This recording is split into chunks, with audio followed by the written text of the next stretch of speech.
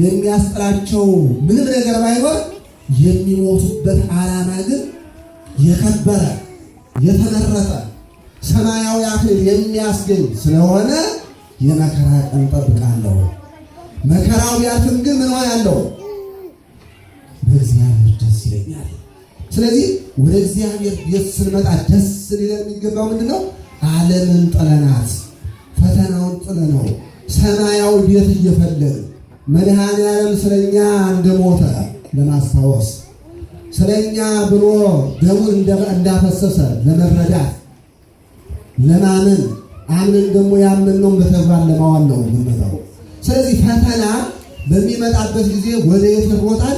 ወደ ቤተክርስቲያን ይሮጣል። ለዚህ ነው ዳዊት ወደ እግዚአብሔር ቤት እንሂድ ባለ ጊዜ ዳዊት ሕይወቱ በፈተና ያለፈ ነው። ለምሳሌ ገና በሕፃንነቱ በግ ሲጠብቅ አንበሳ እየመጣ በጎቹን ይወስድበት ነበረ። ሁልጊዜ ትግሉ ከአንበሳ ጋር ነበር። ዛሬም ከአንበሶች ጋር የሚታገሉ ብዙዎች ናቸው። ኑሮ አንበሳ የሆነባቸው የሚበሉት ያጡ፣ የሚጠጡት ያጡ፣ የሚኖሩበት ቤት ያጡ፣ መጠለያ ያጡ፣ ኑሮ ከአንበሳ ጋር መታገል ሆኖባቸው የሚሰቃዩ ወገኖቻችን ብዙ ናቸው። ዳዊት ከአንበሳ ጋር እየታገለ አደገ። ነገር ግን አንበሳውን ሳብ አድርጎ በጡጫ ያፈርጠው ነበር። እግዚአብሔር ጠንካራው ይመርጣልና ለመንግስትነታቸው በኋላም ኃያል የሆነውን ጎልያድን ወንድሞቹ ሊጠይቅ ሄደ። እሱ የሄደው ስንቅ ይዞ ነው። ስንቅ ይዞ ሲሄድ ጎልያድ የጦር ልብሱን ለብሶ የሚያስፈራ ሆኖ እስራኤልን እያስጨነቀ እያስፈራራ ለመሆኑ ከእናንተ መካከል እኔን ሊገጥም የሚችል ማን ነው?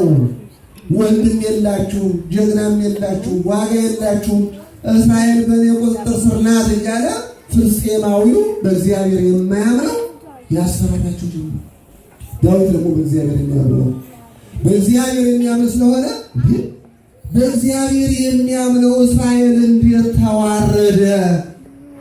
ባካችሁ ለሳኦል ንገሩትና እኔ ጎልያድን ልግጠመው አለ።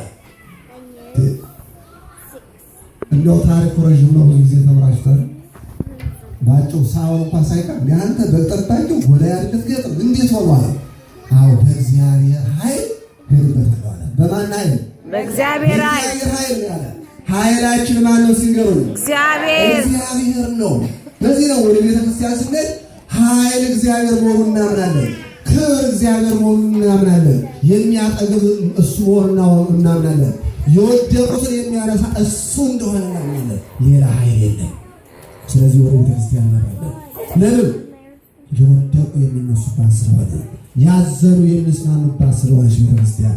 ስለዚህ ይህ ሰው ጎልያድ በእግዚአብሔር ሄደ፣ ያንን ጠላት ጣለው። ስለዚህ ወደ እግዚአብሔር ቤት ሲሄድ ለምስጋና ነው። ለምን?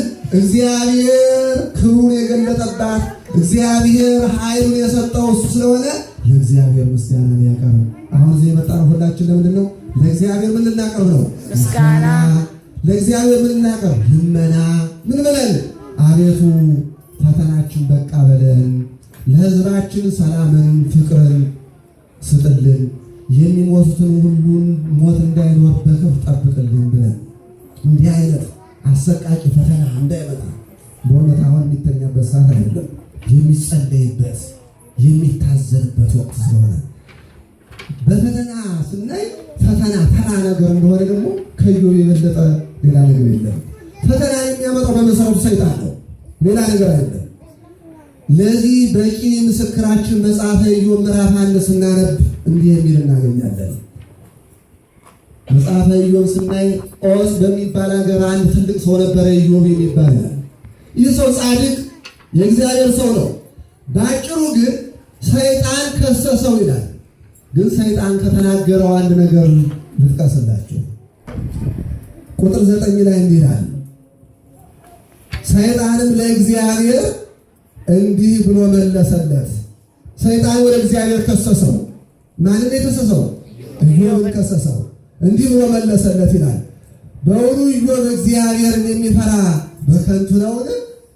አያችሁት? ኢዮብ አንተን የሚፈራው ዝም ብሎ አይደለም፣ በከንቱ ነገር አይደለም፣ ምክንያት አለው አለ። እኛ ወደዚህ ቤት የምንመጣው ምክንያት አለው። እያንዳንዱ ሰው ምክንያት የላችሁ? ምክንያት አለው። በጤንነት የጠበቀው ልጅ የሰጠው ትዳር የሰጠው በሕይወት ያከበረው ከሞት ያዳነው እግዚአብሔር ምን ይመስል ከቶ ማን አለ? አንተን የሚወዳደር የሚመስል የለም። የኔ መድኃኒዓለም ክብር ተመስገን ልትሉ እንደመጣችሁ ደስ ይበላችሁ። አሜን። በእውኑ ኢዮብ እግዚአብሔርን የሚፈራ በከንቱ ነውን? እርሱንና ቤቱን በዙሪያው ያሉት ሁሉ አላጠርህለትም? እኔ ይሄ ቃል ይገርመኛል። እርሱንና ቤቱን በዙሪያው ያሉት ሁሉ አላጠርክለትም ይላል። ሲበሉት አላጠርክለትም ነው። አላጠርክለትም። ሰይጣን ኢዮብ ጋር ዞሮ መግባት አቅቶታል፣ አጥሮበታል። የኛ አጥራችን ቅጥራችን ደግሞ ቤተክርስቲያናት የተመሰገነ ይሁን። አሜን። ሊያስብ ዞረ ሄደ። በዚያን ፈተለው። ኢዮብ ጸሎተኛ ነው። ኢዮብ መስዋዕት የሚያቀርብ ነው። ኢዮብ ልጆቹን መስዋዕት ማስተማር መሰዋት አስተምሯቸዋል። አሁን ሕፃናቱ ፕሮግራም አላችሁ፣ በኋላ እናያቸዋለን። ገና ሕፃናቱ ልጆቹ እግዚአብሔርን እንዴት ማመስገን እንዳለባቸው፣ መስዋዕት እንዴት ማቅረብ እንዳለባቸው አስተምሯቸዋል። ስለዚህ የኢዮብ ቤት ምንድን ነው? በአጥር በሰይፍ የታጠረ ነው። ሰይጣን ሊገባው አልቻለም። ኢዮብ ዞረ። ሰይጣን እንደሚዞራችሁ ታውቃላችሁ። ሰይጣን ይዞራል በየቤቱ። አጥሩ የተሰበረ አጥሩ የተነቀለ ገብርኤልን አላውቅም፣ ማርያምን አላውቅም፣ ሚካኤልን አላውቅም የሚል ካለ አጥሩ ተነቅሯል። ሰይጣን ይጨፍርበታል። ይቅርታ አድርጉልኝ ካላችሁ፣ እውነት ስለሆነ መቼም አይደበቅም የምናደርገው። አጥሩ ቅጥሩ መላእክት ናቸው። የአጥሩ ደግሞ ዋናው መግቢያው ደግሞ ወደ ሕይወት በር ለመግባት ደግሞ እናታችን ድንግል ማርያም እናት የሰጠን ይክበር ይመስገን። አሜን። እናት የሌለው ልጅ አልቃሻ ነው፣ ወደባሻ ነው። እኛ ግን ወላጅ እናታችን ብትሞትብን፣ ወላጅ አባታችን ቢሞትብን እነ ቅድስት ቤተክርስቲያን የምንላት ቤተክርስቲያን ምንድን ነበረ? ለእመ ፈለስኩ ብሔረ ሩቀ ሞገሰ ስምኪ ይኮነኒ ስንቀ በሀበ ፈለስኩ ብሔረ ሩቀ።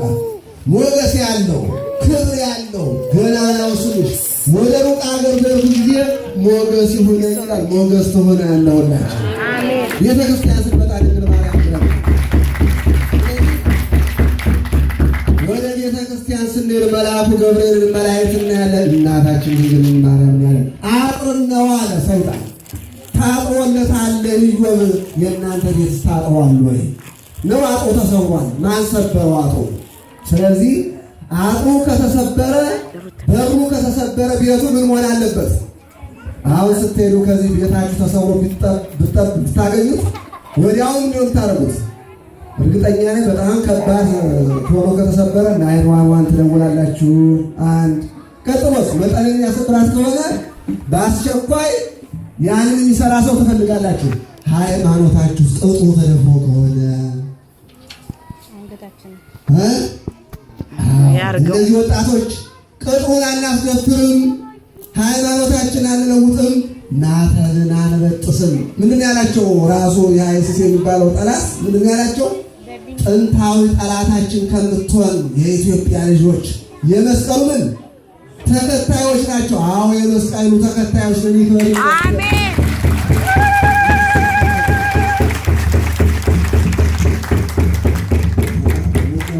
ወንዶች አታውቁም? የመስቀሉ ተከታዮች አሉ። መስቀሉ ያብቻ አይደለም። አንድ ኢትዮጵያውያን ናቸው፣ ሁለት የመስቀሉ ተከታዮች ናቸው። ይሄ የማይለወጠው ስማችን ነው። ኢትዮጵያዊነት ነው፣ አይለወጥ። ሰይፉ ሚንታ ይህ ሰይፍ ዛሬ አልተሳለ ይዘው የቆየ ነው።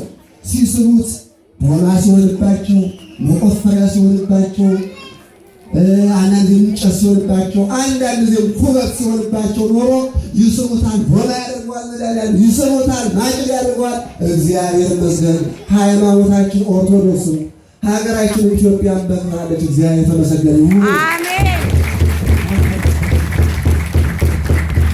ስለዚህ ወደ እግዚአብሔር ቤት እንሂድ ባሉ ጊዜ ደስ አለኝ። ለምን? ይህንን ማቅረብ አለብን። ይህን ማቅረብ አለብን። ክብራችን ስለሆነ ቤተ ክርስቲያን ብዙ ውለት አለ። አሁን ሰዓቱ አጭር ስለሆነ ላብራራችሁ። ቤተ ክርስቲያን በፈተና የሚጸና እርሱ የክብር አክሊል ይጠብቀዋል የሚለው በፈተና የሚጸና እርሱ የተባረከ ነው። ያዕቆብ 1:12 ከዚያ ቀጥሎ ምን አለ? ከፈተና በኋላ ይላል። ይኸውላችሁ ያዕቆብ ሲጽፍ ያልተፈተነ ብፁዕ ነው አልገኛም። ምንድን ያለው? በፈተና ምን የሚጸና ያልተፈተነ ብፁዕ ነው አልገኛም። በፈተና የሚጸና ካለ በኋላ ከፈተና በኋላ የሕይወት አክሊል ይቀበላል አለ። እነዚህ ልጆች በፈተናው ጸኑ፣ ሃይማኖታችሁን ካሉ አንክድም። ስለዚህ ምን ተባሉ? ሰማዕታት ሆነው አንገታቸውን ሰጥተው ደማቸውን ከባህር ጋር አለውሰው የማያልፈውን የሕይወትን አክሊል አገኙ። እግዚአብሔር ተመሰገነ። አሜን።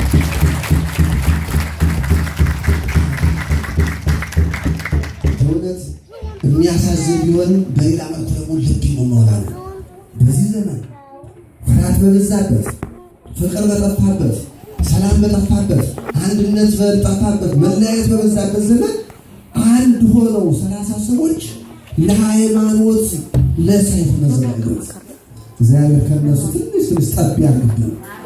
አሜን። በእውነት እግዚአብሔር በረከታቸውን ያሳድርብን። በእውነት ይሄ ለዘመኑ ለሰነፈው ለአንቀላፋ ነው፣ ለእኛ ለሁላችን እኛም ጭምር ነው። ቄስ የለ፣ ጳጳስ የለ፣ ምዕመን የለ፣ ፖለቲከኛ የለ፣ ዶክተር የለ፣ ፕሮፌሰር የለ። ሁሉም አንቀላፋ። ሁሉም የየራሱን መንገድ ይዞ ወጣ። እግዚአብሔር ያስተካክለን። እግዚአብሔር ይመልሰን።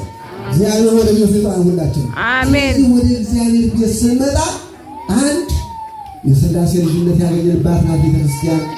ሁለት ስናዝን የምንጽናናባት ናት ቤተክርስቲያን። ሶስት ያጣለውን ነገር የምናገኝባት ነው። መጽሐፈ ሳሙኤል ምዕራፍ 1 ስናይ የሳሙኤል እናት ሐና ወደ ሴሎ ቤተ መቅደስ ሄዳ ለምና ነው ጸሎታ የተሰማ። ዛሬም በዚህ ቤተክርስቲያን ጸሎታችሁ የሚሰማ ብዙ ናችሁ። እንኳን ጸሎታችሁ ይሰማ፣ እንኳን ደስ አላችሁ። አሜን። እግዚአብሔር ጸሎት ይሰማ። ሌላው ቤተክርስቲያን የክብሩ መገለጫ ናት ብሎ ማለት ነው። ቤተክርስቲያን ዋናው ዓላማ እግዚአብሔርን መግለጥ ነው። የእግዚአብሔር ክብር የሚታይባት ናት። ኦሪት ዘጸአት ምዕራፍ 25 ማንበብ ይሻላል። ለዚህ ነው ቅዱስ ጳውሎስ ሁልጊዜ በጌታ ደስ ይበላችሁ ሲበሉ ከኔ ጋር ሁልጊዜ በጌታ ደስ ይበላችሁ። ደግሜ ላለው ደስ ይበላችሁ። ደግሜ ላለው ደስ ይበላችሁ። ቅዱስ ጳውሎስ ዝም ብሎ ደስ ብሎት የኖረ ሰው ነው። ቅዱስ ጳውሎስ እንደ ቅዱስ ጳውሎስ መከራ የተቀበለ መሻለ እንደ ቅዱስ ጳውሎስ የተፈተነ የታሰረ። ሁለተኛ ቆሮንቶስ ምዕራፍ 11 ስናይ ቅዱስ ጳውሎስ ታሰረ ይላል፣ ተገረፈ ይላል፣ ተደበደበ ይላል፣ መርከቡ ተሰበረበት ይላል። ያልሆነው ነገር የለም። ነገር ግን ሮሜ ምዕራፍ 8 ቁጥር 35 ጀምረን ስናይ መኑ ያድገነ ፍቅሮ ለክርስቶስ፣ የክርስቶስን ፍቅር ማን ያስተውናል? ከክርስቶስ ፍቅር ማን ይለየናል? ረሃብ ነውን? መራብ ነውን? ሌላስ ሰይፍ ነውን? መራቆት ነውን? ስደት ነውን? ጭንቀት ነውን? ከዚህ ሁሉ ውርደትም ቢሆን ከፍታም ቢሆን ከእግዚአብሔር ፍቅር የሚለየኝ እንደሌለ ተረድቻለሁ። እስኪ ሁላችሁም በሉ እስኪ ይንቃል። ከእግዚአብሔር ፍቅር የሚለየኝ እንደሌለ ተረድቻለሁ። በሉ እስኪ ከእግዚአብሔር ፍቅር የሚለየኝ እንደሌለ ተረድቻለሁ። እውነታችሁን ነው? አዎ። ያዕቆብ መድኃኒዓለም አሜን።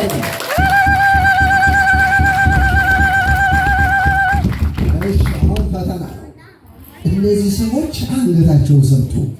ቅዱስ ጳውሎስ ነው የጀመረው። ሰይፍን አለ አንገቱን ለሰይፍ ሰጠ። አሁን ተናግራችኋል። ሁላችንም እንደተናገርነው ለመኖሪያ ነው።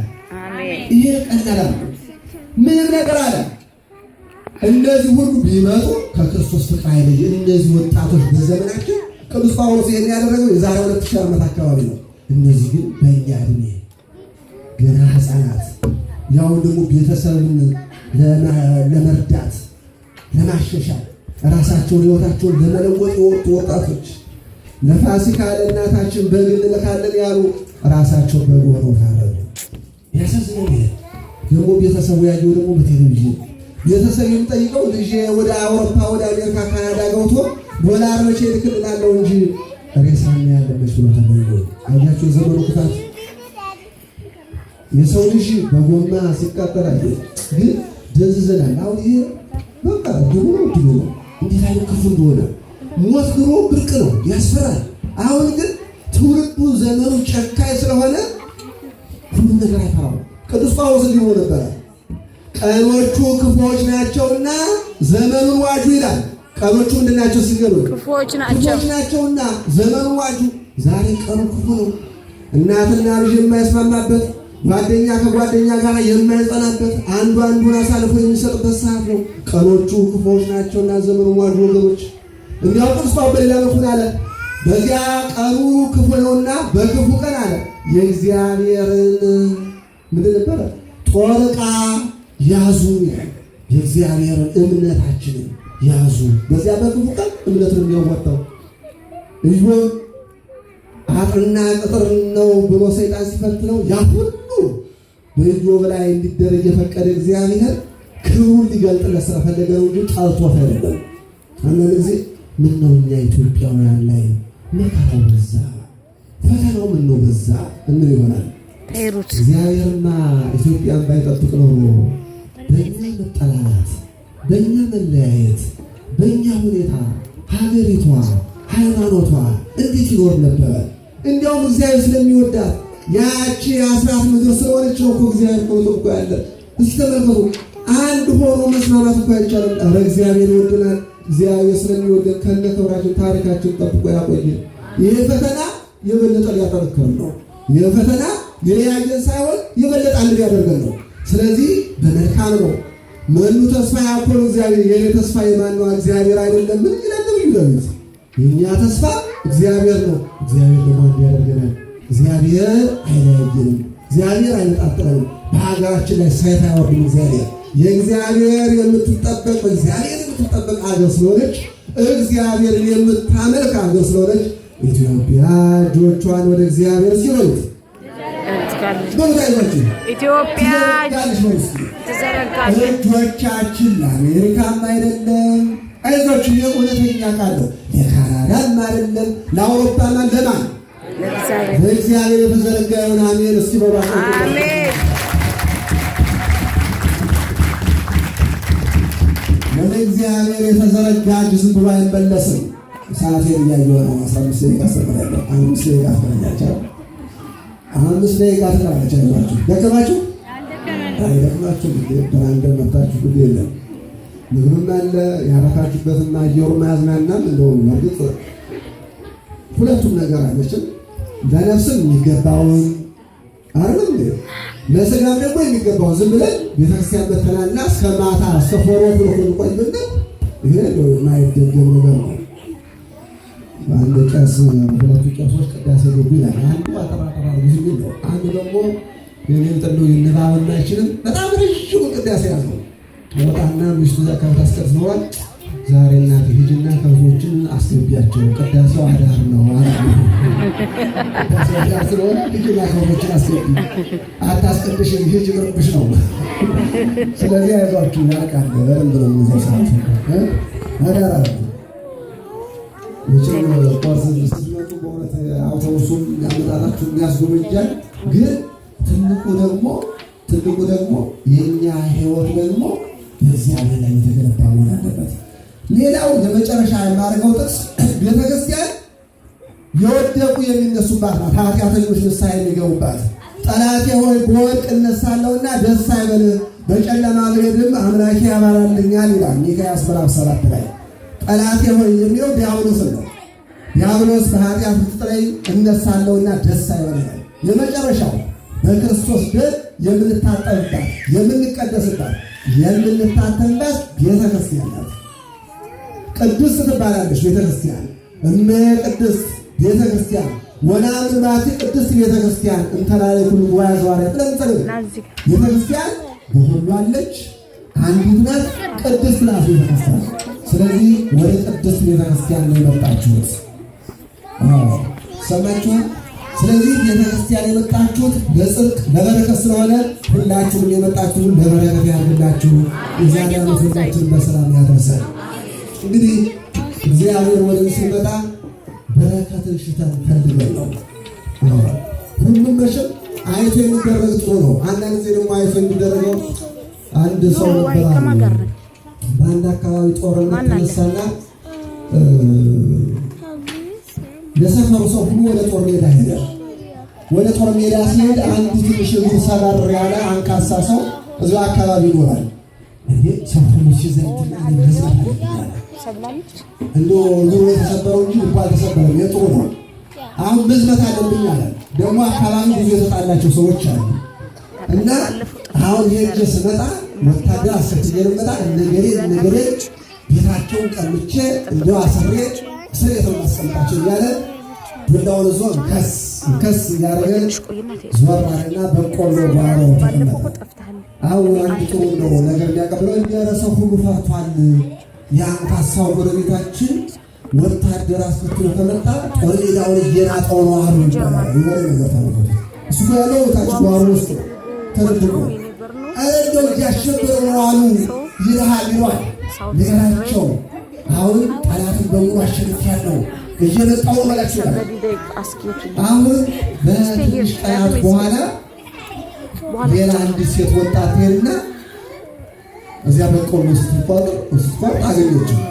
እንዲህ አንተ የኔ ጌታ ሰው ሁሉ እያለቀሰልህ እዚህ ላይ ያለው ወያችሁ እንዲህ ሰው ምን ይላል አላት። ሰውማ የአንካሳው የዞረውን ጉድጓድ ነው ተወርቆ ይሆናል ይልሃል አሉት። እሱም ያስበው በልቡ ወታደር አስከትሎ ሰፈሩ እንደሆነ ነው። ሰው የሚለው ደግሞ አንካሳ ስለሆነ ያወርቋል የሚሉት እና እነዚህ ስለሚባለው ሳይሆን የምትሆኑትን ነው ማረግ የምትችሉትን ነው መፈጸም የምትችሉትን ነው መናገር መሆን ሃይማኖት መምሰል ማድረግ መሆን ነው። እግዚአብሔር እንድንሆን ያድርገን። አሜን። እግዚአብሔር በእውነት መጨረሻ ትምህርት ይጨርሻለሁ። እግዚአብሔር የሰማነውን በልቦናችን ያሳድርብን። አሜን። ብራንድን እንግዲህ ስንመጣ በእውነት እግዚአብሔር ታምረኛ ነው። ትልቁ ምክንያት የሆነው በእውነት ትንሽ አንድ 3 ደቂቃ ነው የሚወስደው። የዛሬ እንግዲህ ወደ 10 ዓመት ሆኖታል ይሄ ቤተክርስቲያን ከተመሰረተ። በእውነት እግዚአብሔር ፈቃዱ ከሆነ አንዳንድ ጊዜ የሚገርም ነገሮች ይደረጋሉ። መጀመሪያ እዚህ ከተማ ስንመጣ የዛሬ 14-15 ዓመት ለለቅሶ ነው የመጣው። መጀመሪያ ብራንድ ላይ ነው በለቅሶ ነው። ዛሬ ደግሞ በደስታ የተመሰገነ ነው። አሜን። ሰው እና ዶክተር ከበደ ቤት ይመስለኛል ከወንድሞቻችን ጋር ሆነ አንድ ለቅሶ ነው። በዚያ ድረስ ብራንድ ነው መጀመሪያ ላይ የዚያ ጊዜ ማንም ሰው የለም። እኔ ወሬ ያለው ቀላል ሰው ነው የሚገርም ነው። ይሄ ጉዳይ ነው ስንት ለካስ ነው የሚያርግና የካሮት ስር ወለታች ስለሆነ አይታወቅም። ተመስገን ነው እና ከዚያ በኋላ ትንሽ ቆየንና መድኃኒዓለም ቤት ተባለ ነገራቸው ላላበዛው።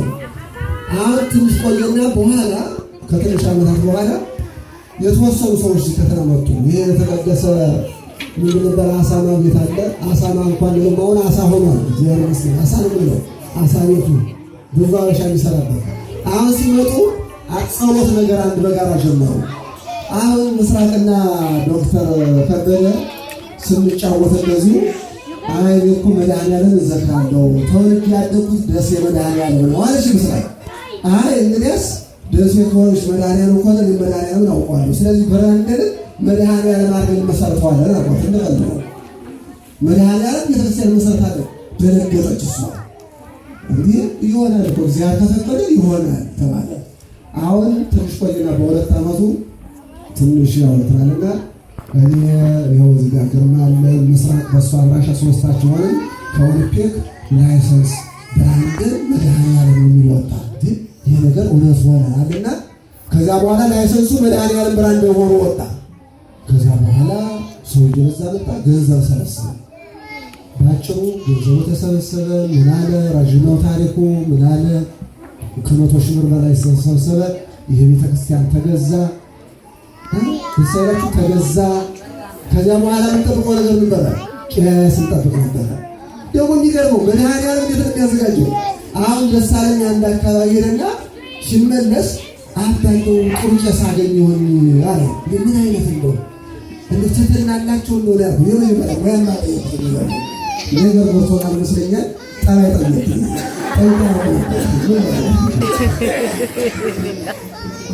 ምክንያቱም መሰለኝ ሰውየው ደጋግሞ ሁለት ጊዜ ለከሰው አለ። አንዱ የመጀመሪያው ሳያውቅ ሁለተኛው ግን ይሄ ምንድን ነው ሲል በሞኝነት ደጋግሞ እያወቀ ለከሰው አለ። ያማረ ይመስላል። በኋላ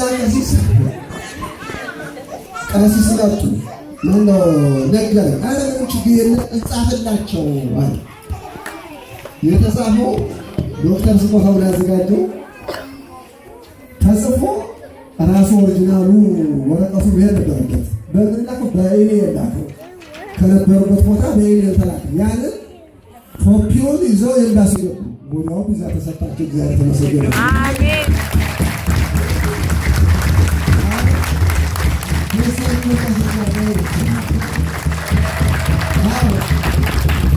ነው ተሳራ ደግሞ ምክንያት መድኃኒዓለም ልኮትና መጣው በእውነት እግዚአብሔር ስለሱ ይላል።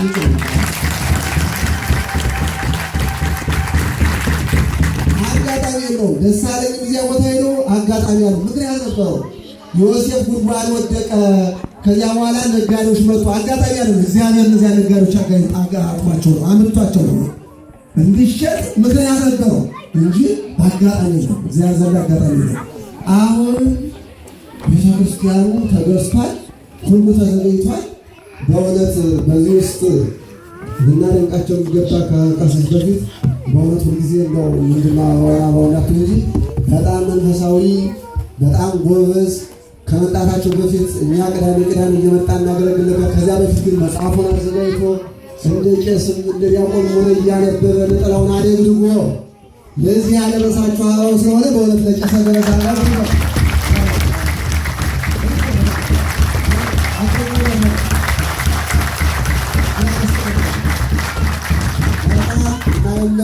ማይለወጥ ካህን ነው። መጀመኛ አልሆነም እንጂ ካህን ነው። ሙያውም ከአንድ ቄስ በላይ ያውቃል። በእውነት ትልቅ ባለሙያ ነው። እውነት እዚህ እነ ተስፋ የነበሩ ገጣሚ በቅኔው እየገጠመ እየደረደረ እያስናና የበሰለ ባለመወድስ ባለቅኔ ያለ ዛሬ አጋጣሚ ለምንጀ እሱን እግዚአብሔር ይስጥልን። በእውነት አጨጭ በዚህ የተሳተፉ በእውነት እንግዲህ ደስ አለኝ። ብዙ ለፍቷል። እዚህ ከዚህ ጋራ ሊቀ ትጉሃን ብዙ ጊዜ እየመጡ አስተምረዋል። በእውነት ውለታ አይረሳም፣ ቁም ነገር አይረሳም። ሊቀ ትጉሃንም በስብከተ ወንጌላቸው ብዙ ደክመዋል፣ አስተካክለዋል። በእውነት ወደ ብራንደ ስንመጣ እኛም በፍቅር ነው እንመጣው። ሌላ ነገር የለም። ሃይማኖት ነው ያመጣን። ሌላ ነገር የሚሰጥ ነገር ወይም ሌላ ነገር ስላዳለን ያመጣን እሱ ፍቅር ነው። ሊቀ ትጉሃን ማለት ግባል እግዚአብሔር ይስጥልን።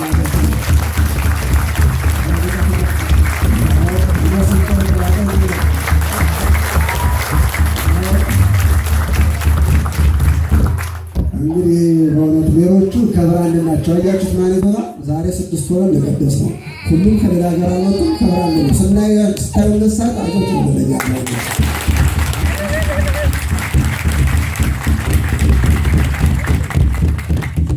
ደስ አላላችሁ?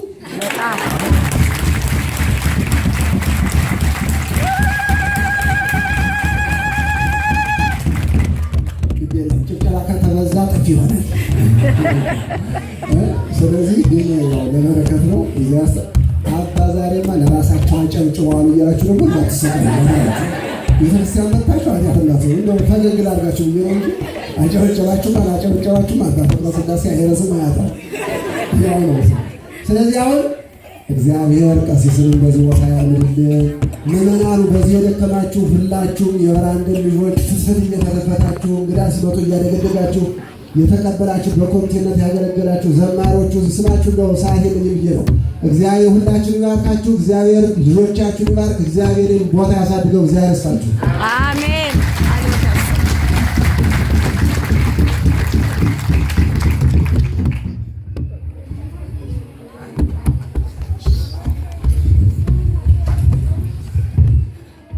እሺ ላስተማሩን ለአባታችን እግዚአብሔር አምላክ ቃል ያሰማልን። ቃል ያሰማልን። እሺ አንድ መዝሙር እንሄድና የህፃናት ፕሮግራም አለን። ወደ እነሱ አንድ መዝሙር በእግዚአብሔር ስም አንድ ላይ እንዘምራለን። ደስ ይበለን፣ በጣም ደስ ይበለን።